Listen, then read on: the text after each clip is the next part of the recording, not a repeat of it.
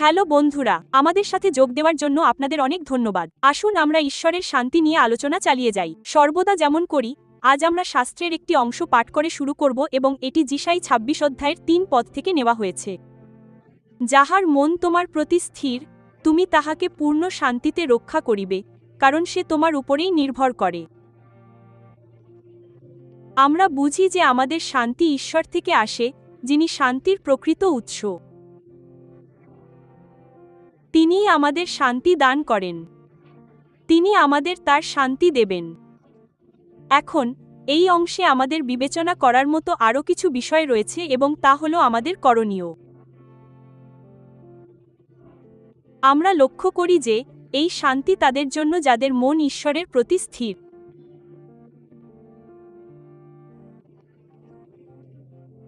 অন্য কথায়, যখন আমাদের চিন্তা, আমাদের কল্পনা এবং মনের মধ্যে যা কিছু চলে তা ঈশ্বর এবং তার বাক্যের ওপর নিবন্ধ থাকে, তখন আমাদের মন শান্তিতে শক্তিশালী হয়ে ওঠে।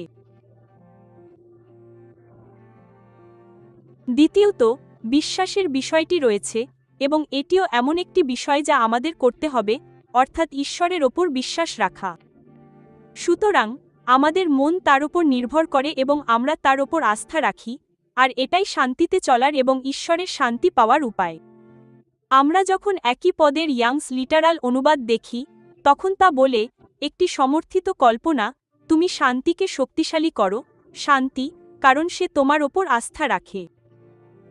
এখন আসুন আমরা বুঝি যে আমরা ঈশ্বরের বাক্য এবং সঠিক কল্পনার মাধ্যমে আমাদের মনকে শক্তিশালী করি।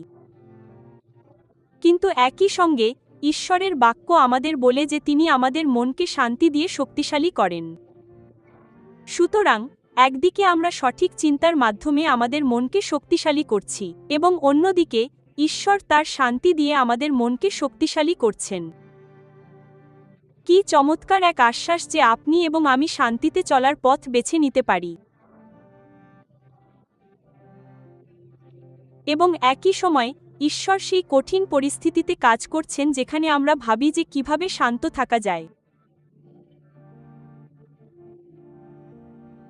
আসুন আমরা আমাদের মনকে ঈশ্বরের ওপর নিবন্ধ রাখি। আসুন আমরা তার ওপর আস্থা রাখি এবং বিশ্বাস করি। সেই শান্তি গ্রহণ করুন যা শক্তিশালী করে এবং তাতে চলুন। আসুন আমরা একসাথে প্রার্থনা করি। স্বর্গীয় পিতা, আপনার শক্তিশালী বাক্যের জন্য আমরা আপনাকে ধন্যবাদ জানাই, যা প্রকাশ করে যে আপনি আমাদের মনকে শক্তিশালী করার, আমাদের মনকে রক্ষা করার কাজ করেন। আমাদের মনকে শক্তিশালী করেন, প্রভু। আমাদের কল্পনাকে শক্তিশালী করতে আমাদের সাহায্য করুন। সঠিক চিন্তার সাথে ধন্যবাদ, প্রভু। আপনাকে ধন্যবাদ যে আপনি চান আমরা পূর্ণ শান্তিতে চলি। আমরা আপনার প্রশংসা করি। যিশুর নামে আমরা প্রার্থনা করি, আমেন। লিভিং সুপারন্যাচারালিতে যুক্ত হওয়ার জন্য আপনাদের ধন্যবাদ।